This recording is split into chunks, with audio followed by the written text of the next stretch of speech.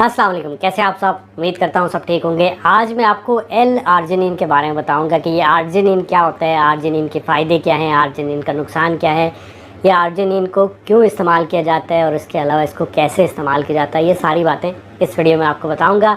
सबसे पहले अगर आप मेरे चैनल पर नए हैं तो आपसे रिक्वेस्ट है कि चैनल को सब्सक्राइब करिए, बेल के बटन को दबाइए ताकि मेरी आने वाली हर वीडियो का नोटिफिकेशन आपको मिल सके। तो चलिए चलते हैं टॉपिक की तरफ।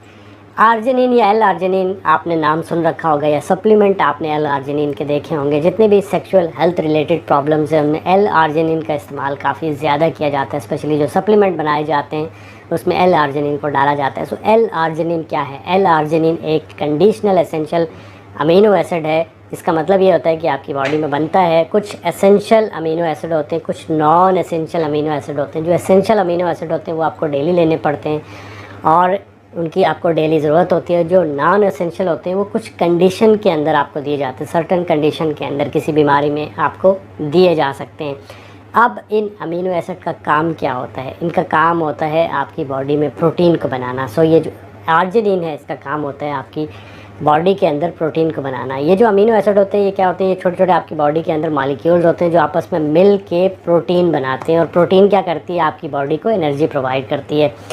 अब एक तो इसका काम होता है प्रोटीन को बनाना, दूसरा ये है कि ये नाइट्रिक ऑक्साइड को भी रिलीज़ करता है, नाइट्रिक ऑक्साइड को भी बनाने में मदद करता है। जिसकी वजह से नाइट्रिक ऑक्साइड, अगर आप में से किसी ने वियाग्रा नाम की टैबलेट सुनी हुई है या देखी हुई है या उनके बारे में थोड़ा सा या मेरा वीडियो देखा हुआ है उन पर, तो ये जो नाइट्रिक ऑक्साइड होता है ये क्या करता है? ये आपकी जो ब्लड वेसल्स होती है उनको डायलेट कर देता है या फिर जो उनको थोड़ा सा वाइड करता है, जिसकी वजह से उनमें जो ब्लड फ्लो होता है वो बढ़ जाता है, वो खुल जाती हैं, सिकुड़ी हो जाती है, खुल जाती हैं, जिसकी वजह से आपका ब्लड फ्लो बढ़ता है। तो ये नाइट्रिक ऑक्साइड को भी बनाता है। अब ये जो आर्जिनिन है ये आपकी बॉडी के अंदर भी बनता है, आपकी स्मॉल इंटेस्टाइन में बनता है, आपकी किडनीज़ के अंदर बनता है। जितनी आपकी बॉडी को रिक्वायरमेंट होती है उतना ये वहाँ पे बनता है। इसके अलावा कुछ आप खाने से भी लेते हैं और इसके अलावा जो आप सप्लीमेंट के सूरत में मार्केट से ख़रीदते हैं उसे एल आर्जिनिन कहा जाता है। अब अगर हम एल आर्जिनिन के फ़ायदों की बात करें तो सबसे पहले तो ये ऐसे मरीज़ों को दिया जाता है जिनको चेस्ट पेन रहती है, जो एंजाइना के पेशेंट होते हैं उनको ये दिया जाता है। इसी तरह जो बड़ी उम्र के लोग होते हैं जिनमें ब्लड प्रेशर ज़्यादा रहता है, क्योंकि उनमें खून की नालियाँ सिकुड़ चुकी होती हैं और ये जो है ये वेज़ोडाइलेटर का काम करता है, सो उनको साथ में दिया जा सकता है सपोर्टिव थेरेपी के तौर पे, ताकि उनका ब्लड प्रेशर नॉर्मल रहे। इसके अलावा जो माइग्रेन के मरीज़ होते हैं उनको भी दिया जाता है। जो बॉडी बिल्डर हजरात होते हैं वो अपनी वेस्कुलरिटी को बढ़ाने के लिए, एंड्योरेंस को बढ़ाने के लिए, स्ट्रेंथ को बढ़ाने के लिए, स्टेमिना को बढ़ाने के लिए, चूँकि इसमें नाइट्रिक ऑक्साइड रिलीज़ होता है, सो उसको बढ़ाने के लिए भी इसको इस्तेमाल किया जाता है। इसी तरह जो प्रेग्नेंट लेडीज़ होती हैं वो भी जब उनका ब्लड प्रेशर कंट्रोल नहीं होता तो उनको डॉक्टर की तरफ से दिया जा सकता है, ताकि ये है कि उनका ब्लड प्रेशर भी नॉर्मल रहे और उसके अलावा जो है वो बेबी की जो वेट है वो भी मेंटेन रहे। इसके अलावा अगर आपकी प्री टर्म डिलीवरी हो जाती है तो जो छोटे इन्फेंट होते हैं उनको भी दिया जा सकता है उनकी ग्रोथ के लिए। इसके अलावा ये इरेक्टाइल डिसफंक्शन के लिए भी इस्तेमाल होता है। जितने भी आपको सेक्सुअल हेल्थ से रिलेटेड सप्लीमेंट मिलेंगे मोस्टली उनमें एल आर्जिनिन आपको देखने को मिलेगा। और जब किसी को इरेक्टाइल डिसफंक्शन की प्रॉब्लम होती है तो ये डॉक्टर्स जो होते हैं वो मोस्टली कॉम्बिनेशन में देते हैं। जैसे आपको एल आर्जिनिन देंगे, साथ में जिंक भी दे देंगे, इसी तरह एल आर्जिनिन देंगे तो साथ में CoQ10 दे देंगे। तो ये इरेक्टाइल डिसफंक्शन के लिए भी इस्तेमाल होता है।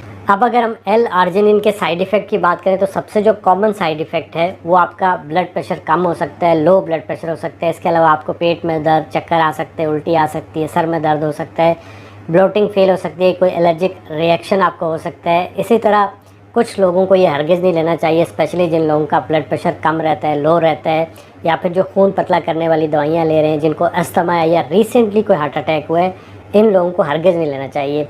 आप इसे नेचुरल सोर्स से ले सकते हैं। जैसे जितनी भी प्रोटीन बेस्ड फूड होते हैं उनके अंदर बहुत अच्छी क्वांटिटी के अंदर होता है। जैसे आप गोश्त खा लेते हैं तो आपको ये मिल जाता है। अगर आप चिकन खाते हैं, चिकन में भी जो चिकन ब्रेस्ट है उसके अंदर बहुत ज़्यादा क्वांटिटी के अंदर मौजूद होता है, सो आप वो ले सकते हैं। फ़िश ले सकते हैं, फ़िश से आपको मिल जाता है। इसी तरह अगर हम नट्स की बात करें तो आपको बादाम से मिल जाता है, काजू से मिल जाता है, पीनट बटर में बहुत अच्छी क्वांटिटी के अंदर मौजूद होता है। इसी तरह अगर हम सीड्स की बात करें तो पम्पकिन सीड्स के अंदर मिल जाता है। वैसे तो सारे सीड्स के अंदर ही होता है लेकिन पम्पकिन सीड्स के अंदर आपको ज़्यादा देखने को मिलता है।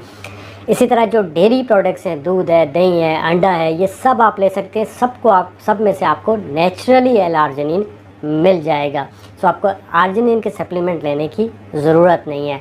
स्पेशली अगर आपकी उम्र कम है। अगर हम इसके डोज की बात करें तो 3 से 6 ग्राम आप पर डे इसको ले सकते हैं, इससे ज़्यादा आपको नहीं लेना होता है। मार्केट में जो इसकी टैबलेट है वो 100 मिलीग्राम के अंदर, 500 मिलीग्राम के अंदर आती हैं। सो उसको लो डोज में हमेशा जो है वो स्टार्ट किया जाता है।